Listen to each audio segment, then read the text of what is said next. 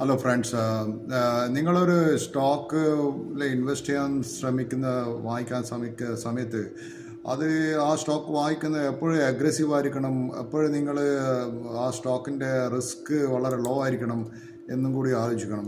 ഞാനൊരു എക്സാമ്പിൾ, ഞാൻ കഴിഞ്ഞ കുറച്ച് എൻ്റെ പഴയ വീഡിയോ നോക്കിയാൽ മനസ്സിലാവും. ഞാനൊരു PCBL എന്നൊരു കമ്പനിയെ കുറിച്ച് പറഞ്ഞിരുന്നു.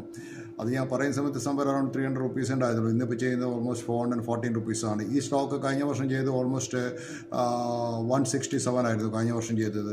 ഇതൊരു ഗോയങ്കിൻ്റെ സഞ്ജീവ് ഗോയങ്കിൻ്റെ കമ്പനിയാണ്. അത് സ്പെഷ്യാലിറ്റി കെമിക്കൽസും ഉണ്ടാക്കുന്നൊരു കമ്പനിയാണ്.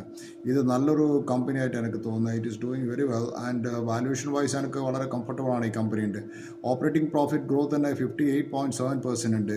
അതിൻ്റെ സെയിൽസ് ഗ്രോത്ത് കാണിക്കുന്നത് 34%. ഇത് രണ്ടും ഓപ്പറേറ്റിംഗ് പ്രോഫിറ്റ് ഗ്രോത്തും സെയിൽസ് ഗ്രോത്തും കാണിക്കുന്ന ഒരു company. It is going to grow. So ഈ കമ്പനികൾ വാച്ച് ചെയ്യുന്ന എല്ലാവർക്കും PCBL. Thank you friends, have a nice day.